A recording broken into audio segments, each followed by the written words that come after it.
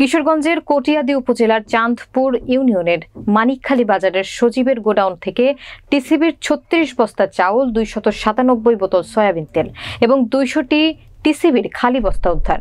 এ সময় হিমন নামে এক কালোবাজারিকে গ্রেপ্তার করেছে কটিয়াদী উপজেলা খাদ্য কর্মকর্তা এবং কটিয়াদী মডেল থানার পুলিশ। বিস্তারিত থাকছে কিশোরগঞ্জ জেলা প্রতিনিধি মাসুদুল ইসলাম সবুজের প্রতিবেদনে।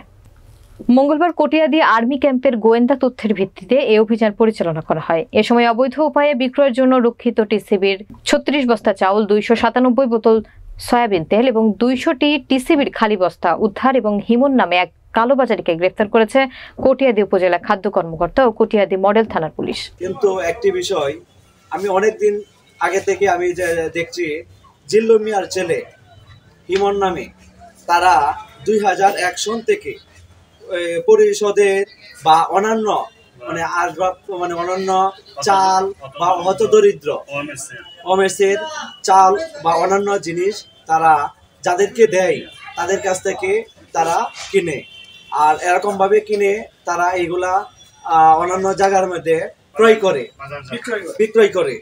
আমি দায়িত্ব নেওয়ার পর পরিষদের চত্বরে আমি এই ছেলে সহকারে বা অন্যান্য যারা এরকমভাবে কিনে তাদেরকে আমি আমার এই পরিষদের বিকাল ৫টার দিকে আমাদের কটিয়াদীর নিয়োজিত আর্মি ক্যাম্প এবং ফুড কর্মকর্তা মাধ্যমে আমাদের কাছে গোপন সংবাদের ভিত্তিতে আমরা জানতে পারি যে মানিকখালী বাজারে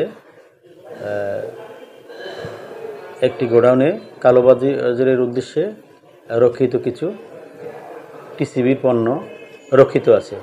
উক্ত সংবাদের ভিত্তিতে উপজেলা খাদ্য কর্মকর্তা এবং পুলিশের একটি টিম যৌথ অভিযান পরিচালনা করে একজনকে আটক করি, যার নাম হিমেল, এবং তার গোডাউন হতে ৩৬ বস্তা চাল এবং ২৯৭ বোতল সয়াবিন তেল উদ্ধার করা হয়।